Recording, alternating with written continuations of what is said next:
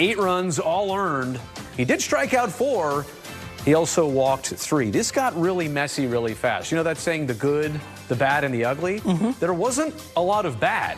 There was just really good and really ugly. And the good was the first 2 innings. He gets Taylor Ward to strike out, Mike Trout to strike out, Otani rolls over to first, Rendon flies out to left, Renfroe strikes out, and Lamb strikes out. He had the velocity, and he had the strikeouts. He did. He had 4 of the first 6. Mechanically, he did a lot of things correct.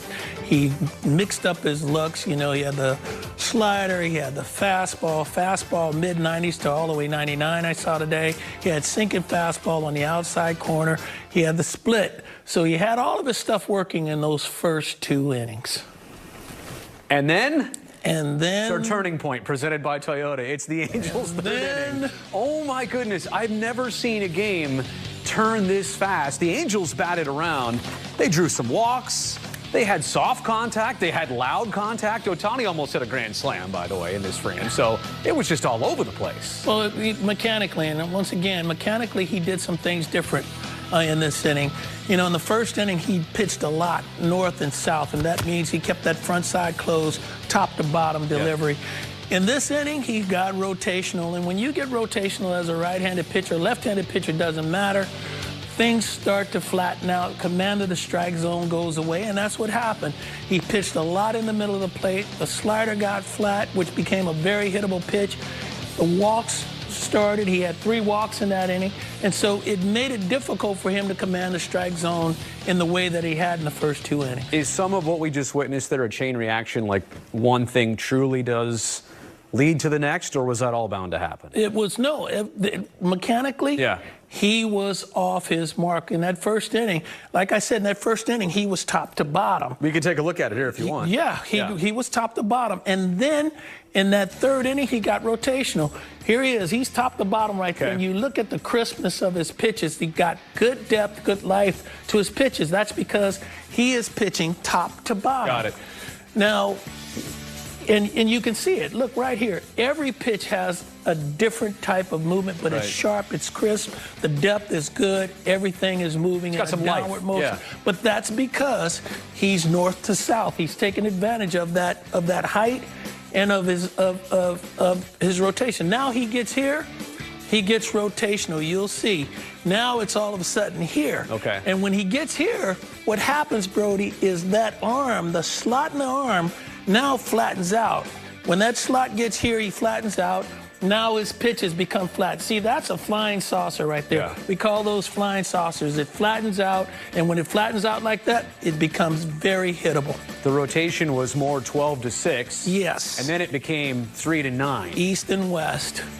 Now, is that easy to say, fixable for next time around? Is this something he instantly recognizes when he looks at the video? Well, he should recognize it, and his pitching coach should recognize it, and it's an easy, correctable adjustment. It's easy to adjust, but they have to recognize that that's what's happened. The thing that's really a shame is that he didn't make that correction while he was on the mound, because he could have continued on, and I think he would have had a great outing if not for that mechanical flaw. It's amazing. Again, you talk about good, bad, and ugly. There's just no bad.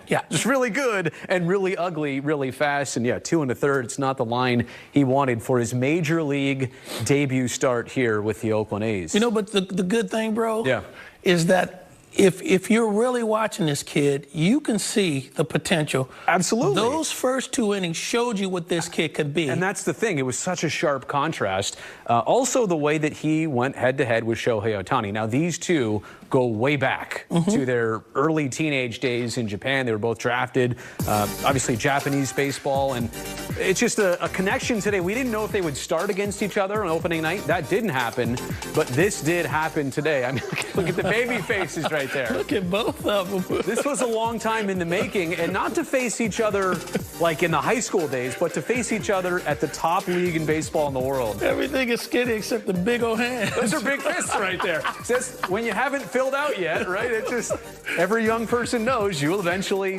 fill out. What did you think of the head-to-head matchup of the Fujanami versus Otani at bats? You know, I felt that Otani was going to have the advantage. He's been here in the league now. Otani has faced the best of the best. Yes. Fujanami has not faced Otani in 3-4 years. Otani was not nervous for this at all. Fujanami was. Yeah, so it managed to Otani, and Yeah. Otani did what you thought he would do. By the way, that's a pretty good piece of hitting. Almost a grand slam, but right it was there. a pretty good piece of hitting. Yeah. He didn't do anything but flick those wrists. He flipped that thing almost out of the ballpark. Well, an interesting connection between these two. I hope they get more opportunities to go head-to-head. And you know what? I just think for Fuji on a personal level, today had to be frustrating. A lot of anticipation. His mom was there. Mom came all the way out to California for this. You know, a lot of Japan. It was, what we say, it was 5:30 in the morning when they were watching the start of this game. A lot of people following him. And, yeah, so cool to see his mom there. Look at on kind of the edge of her seat right there. Very happy for those first two frames. I don't really care to see her reaction for the third inning or beyond, you know? Third inning on, she was thinking, man, I can't wait from Japan to see this. There it comes right now. Oh, no. What? Come on. It's just, it happened. It happened so fast. You know, I guess what I'm saying is on a personal level, I wanted today to go really well. Beyond the team result for the A's, I wanted this for him. It had been a long time coming. And you know what? I'm also not going to sit here and lose hope. No. This might be a fluke thing that we'll look back on. There's potential there, Brody. Absolutely. This guy is oozing with potential. Yep. There is no reason why you can't see the Oakland A's signing this guy and giving him this opportunity. Right. The potential is there. He's got the pitches. As I said, today, mechanically, he fell apart, and it's a small thing. It's such a simple thing, and it's really the difference of your arm being in this slot, and when you flatten out, you get in this slot. And when you get in this slot, you're doing more pushing of the baseball than you are throwing the baseball, and that's a minor thing that can be adjusted and is in between.